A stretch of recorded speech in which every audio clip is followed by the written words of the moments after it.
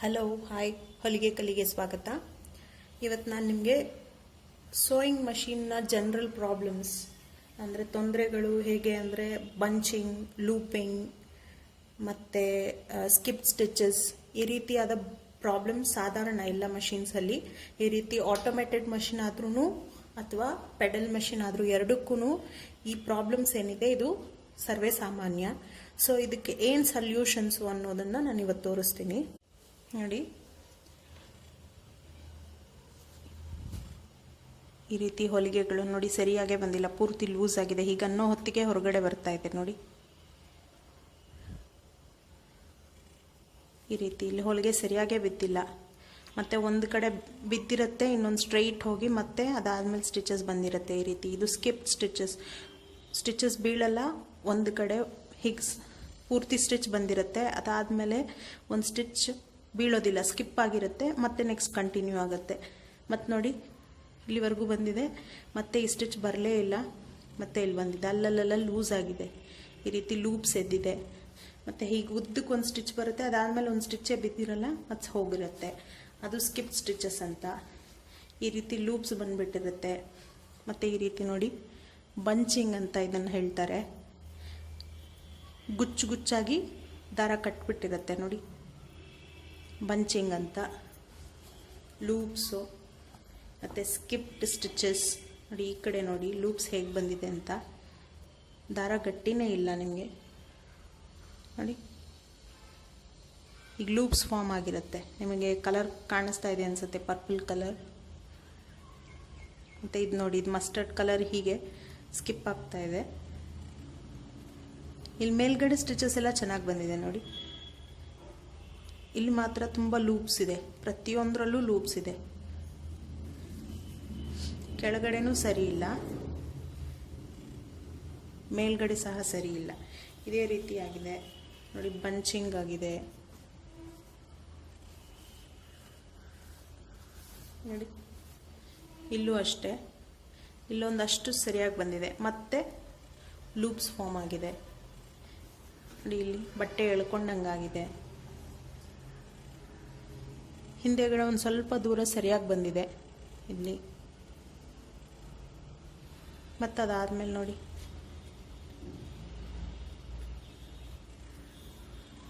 ಈ ರೀತಿ ಮತ್ತು ಹೀಗೆ ಬಂಚಿಂಗ್. ಇದಕ್ಕೆಲ್ಲ ಏನು ಸಲ್ಯೂಷನ್ ಅಂತ ಹೇಳ್ತೀನಿ. ಮೊದಲು ಇದೆಲ್ಲ ಯಾಕಾಗತ್ತೆ ಅಂತ ಮೊದಲು ಹೇಳ್ತೀನಿ, ಅದಾದಮೇಲೆ ಇದಕ್ಕೇನು ಸಲ್ಯೂಷನ್ ಅಂತ. ಈ ರೀತಿ ಯಾಕಾಗತ್ತೆ ಅಂದರೆ, ಮೊದಲನೇ ಕಾರಣ ನಾವು ಥ್ರೆಡ್ನ ಸರಿಯಾಗಿ ಬಾಬಿನ್ಗೆ ಸುತ್ತದೇ ಹೋಗಿದ್ರೆ, ಅಂದರೆ ಬಾಬಿನ್ ವೈಂಡಿಂಗ್ ಸರಿಯಾಗಿ ಆಗಿಲ್ಲ ಅಂದರೆ ಈ ರೀತಿ ದಾರಗಳು ಹೇಳ್ಕೊಳತ್ತೆ. ಫಸ್ಟ್ ಅದು. ಎರಡನೇದು ಟೆನ್ಷನ್ ಲೂಸ್ ಅಥವಾ ಟೈಟ್ ಆಗಿದ್ರೂ ಸಹ ಈ ರೀತಿ ಆಗುತ್ತೆ ಬಂಚಿಂಗ್. ಸೊ ಮೇನ್ ನಾವು ನೋಡಬೇಕಾಗಿರೋದು ಬಾಬಿನ್ ಕೇಸ್, ಬಾಬಿನ್, ಟೆನ್ಷನ್, ಈ ಮೂರು ಸಲ್ಯೂಷನ್ಸ್ ನಮಗೆಲ್ಲದಕ್ಕೂ. ಟೈಟ್ ಆಗಿದೆಯಾ ಲೂಸ್ ಆಗಿದೆಯಾ ಅಂತ ನೋಡಬೇಕು. ಸೊ ಈ ರೀತಿ ಆಗಿದೆ ಅಂದರೆ ಮೊದಲು ಬಾಬಿನ್ಗೆ ದಾರ ಸರಿಯಾಗಿ ಸುತ್ತಿಲ್ಲ ಅಂತ. ಒಂದು ವೇಳೆ ಸುತ್ತಿದ್ರೂ ಯಾಕೆ ಹೀಗಾಗ್ತಿದೆ ಅಂದರೆ ಬಾಬಿನ್ ಕೇಸ್ ತುಂಬ ಟೈಟ್ ಆಗಿದೆ ಅಂತ. ಮೂರನೇದು ಬಾಬಿನ್ ಕೇಸು ಸರಿಯಾಗಿದ್ದು ಇನ್ನೂ ಯಾಕಿದೆ ಈ ರೀತಿ ಇದೆ ಅಂದರೆ ಟೆನ್ಷನ್ ತುಂಬ ಟೈಟ್ ಆಗಿದೆ ಅಂತ. ಇಲ್ಲಿ ಬಟ್ಟೆ ಮೇಲೆ ನೋಡಿ, ಇದನ್ನು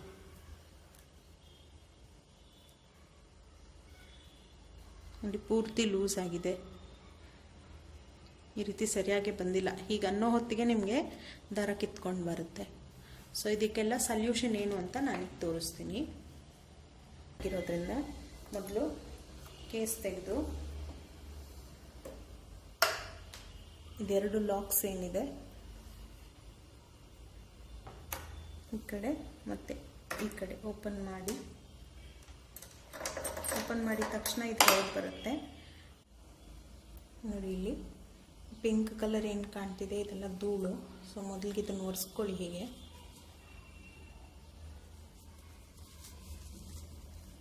ಬಟ್ಟೆಯಲ್ಲಿ ಹೀಗೆ ಒರೆಸ್ಕೊಂಡು ಕ್ಲೀನಾಗಿದೆ. ಈಗ ಇಲ್ಲಿ ಒಳಗಡೆ ಏನಾದರೂ ಡಸ್ಟ್ ಇದ್ದರೆ ಈ ರೀತಿ ಟೂತ್ ಬ್ರಷಲ್ಲಿ ಅಥವಾ ಸಾಫ್ಟ್ ಯಾವುದಾದ್ರೂ ಬಟ್ಟೆ ಆದರೂ ಸರಿ ಈ ರೀತಿ ನಿಧಾನಕ್ಕೆ ಒಂದ್ಸತಿ ಕ್ಲೀನ್ ಮಾಡ್ಕೊಳ್ಳಿ. ಹೀಗೆ ತುಂಬ ಜೋರಾಗಿ ಪ್ರೆಸ್ ಮಾಡೋಕ್ಕೆ ಹೋಗಬೇಡಿ, ಲೈಟಾಗಿ. ಟೂತ್ ಬ್ರಷ್ ಇಲ್ಲ ಅಂದರೂ ಪರವಾಗಿಲ್ಲ, ಬಟ್ಟೆಯಲ್ಲಿ ಸಹ ಕ್ಲೀನ್ ಮಾಡ್ಬೋದು. ಏನಾದರೂ ಡಸ್ಟು, ಲಿಂಟು, ದಾರಗಳೆಲ್ಲ ಇದ್ದರೆ ಹೊರಗೆ ಬರುತ್ತೆ ಅಂತ ಅಷ್ಟೇ, ಏನೇನಿಲ್ಲ. ಈ ರೀತಿ ಕ್ಲೀನ್ ಆದಮೇಲೆ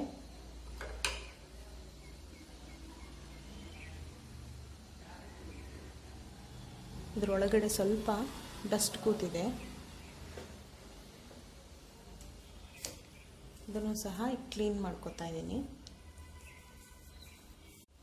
ಇದು ನೋಡಿ ಕ್ಲೀನ್ ಮಾಡ್ಕೊಂಡಿದ್ದೀನಿ. ಸೊ ಇಲ್ಲಿ ಒಳಗೆ ಏನು ಕಾಣ್ತಿದೆ, ಒಂದೇ ಒಂದು ಡ್ರಾಪ್ ಎಣ್ಣೆ ಹಾಕಿ, 1 ಅಥವಾ 2 ಈ ರೀತಿ ಹಾಕಿ, ಒಂದೇ ಡ್ರಾಪ್ ಸಾಕು, ಜಾಸ್ತಿ ಬೇಡ. ಮತ್ತು ಇಲ್ಲೇನು ಕಾಣ್ತಾ ಇದೆ ನಿಮಗೆ,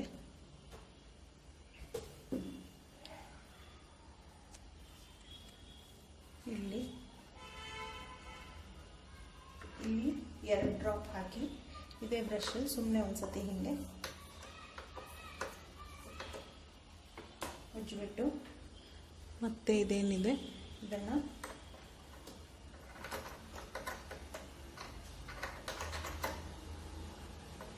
ಈ ರೀತಿ ಸೇರಿಸಿ, ಇದೇನಿದೆ ಈ ರೀತಿ ಇರೋದು ಹೊರಗೆ ಬರಬೇಕು. ಇದು ಇಲ್ಲಿ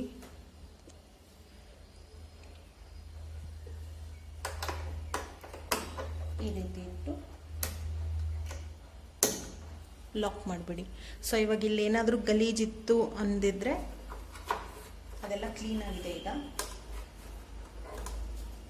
ನೆಕ್ಸ್ಟ್ ಅದಾದಮೇಲೆ ನೋಡಿ, ದಾರ ಬಾಬಿನಲ್ಲಿ ಸರಿಯಾಗಿ ಸುತ್ತಿಲ್ಲ ದಾರ.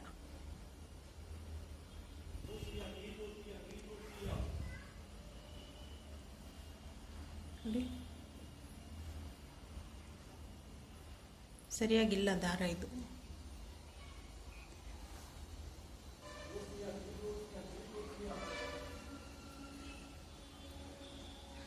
ನೋಡಿ ಫುಲ್ ಲೂಸ್ ಆಗಿದೆ.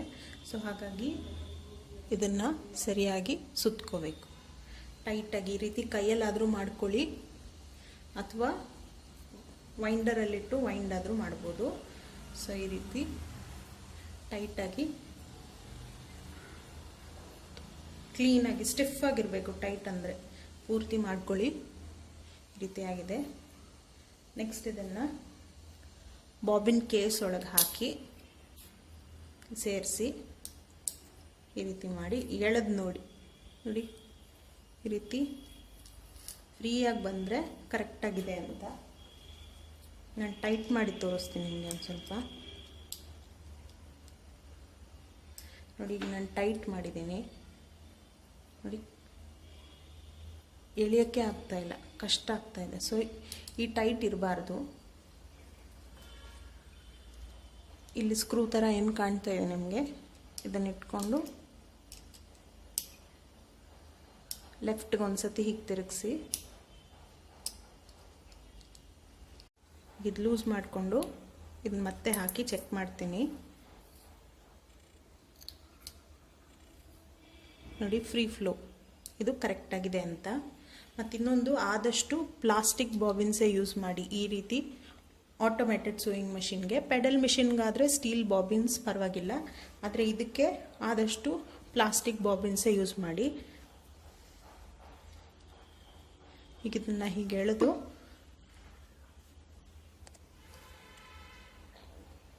ಇಲ್ಲಿ ಕೂಡಿಸಿ ಲಾಕ್ ಮಾಡಬೇಕು.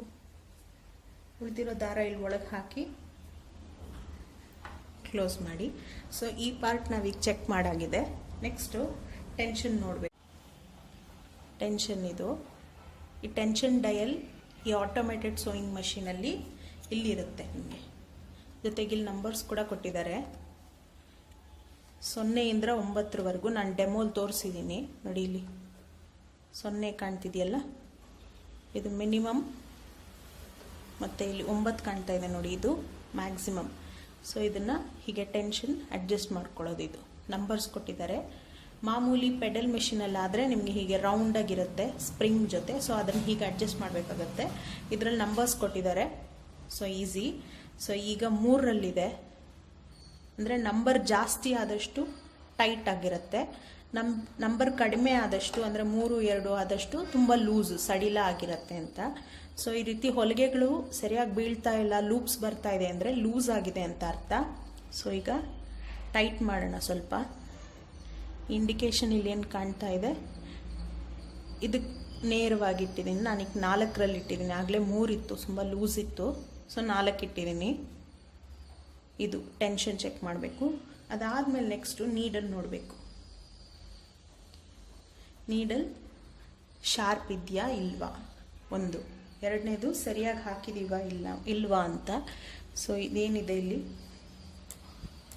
ಇದನ್ನು ಲೂಸ್ ಮಾಡಿ ಈ ರೀತಿ ಮಾಡಿದ್ರೆ ಲೂಸ್ ಆಗುತ್ತೆ. ನೀಡಲ್ನ ಸರಿಯಾಗಿ ಕುಡಿಸಿ, ಇಲ್ಲೊಂದು ಬ್ಲ್ಯಾಕ್ ಡಾಟ್ ಇದೆ ಇಲ್ಲಿ, ಅದಕ್ಕೆ ಕರೆಕ್ಟಾಗಿ ಕೂರಬೇಕು. ನೆಕ್ಸ್ಟ್ ಇದನ್ನು ಹೀಗೆ ಕೈಯಲ್ಲಿ ಟೈಟ್ ಮಾಡಬೇಕು. ಸೊ ಈಗ ನೀಡಲ್ ಕೂಡ ನಾವು ಚೆಕ್ ಮಾಡಾಗಿದೆ. ಟೆನ್ಷನ್ ಡಯಲ್ ಚೆಕ್ ಮಾಡಾಯಿತು, ನೀಡಲ್ ಚೆಕ್ ಮಾಡಾಯಿತು, ಬಾಬಿನ್ ಕೇಸ್ ಮತ್ತು ಬಾಬಿನ್ ಕೂಡ ಚೆಕ್ ಮಾಡಾಯಿತು. ಈಗ ಹೊಲಿಗೆ ಹಾಕಿ ನೋಡೋಣ ಇನ್ನೂ ಅದೇ ರೀತಿ ಬರುತ್ತಾ ಅಂತ. ಆಗಲೇ ಹೊಲಿದಾಗ ನೋಡಿ ಈ ರೀತಿ ಪೂರ್ತಿ ಲೂಸ್ ಇತ್ತು, ಮತ್ತು ಅಲ್ಲಲ್ಲಿ ಸ್ಟಿಚಸ್ ಹೇಳ್ತಿತ್ತು ಹೀಗೆ. ಇಲ್ಲಿ ಸಹ ಸರಿ ಇರಲಿಲ್ಲ. ಸೊ ಈಗ ನಾನು ಇಲ್ಲಿ ಪಕ್ಕದಲ್ಲಿ ಸ್ಟಿಚ್ ಹಾಕಿ ತೋರಿಸ್ತೀನಿ ಹೀಗೆ ಈಗ ಹೇಗೆ ಕಾಣುತ್ತೆ ಅಂತ.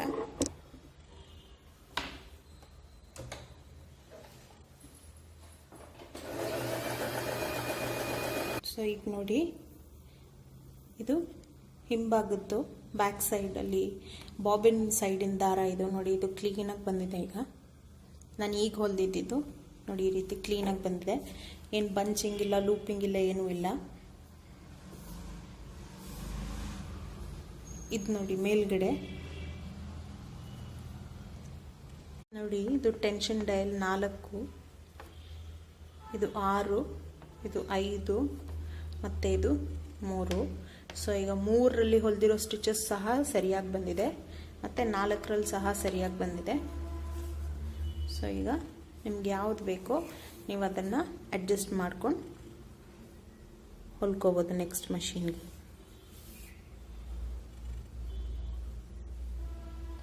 ಐದು 6 ಸ್ವಲ್ಪ ಟೈಟ್ ಆಗಿದೆ, ಬಟ್ಟೆ ಎಳೆಯುತ್ತೆ. ಮತ್ತು ನಾನು ಇನ್ನೊಂದು ಸತಿ ಹೇಳ್ತೀನಿ, ಬಾಬಿನಲ್ಲಿ ದಾರ ಸರಿಯಾಗಿ ಸುತ್ತಿದೀವಾ, ವೈಂಡ್ ಆಗಿದೆಯಾ ಅಂತ ನೋಡಿ. ಬಾಬಿನ್ ಕೇಸ್ ಟೈಟ್ ಆಗಿದೆಯಾ, ಲೂಸ್ ಆಗಿದೆಯಾ ನೋಡ್ಕೊಳ್ಳಿ.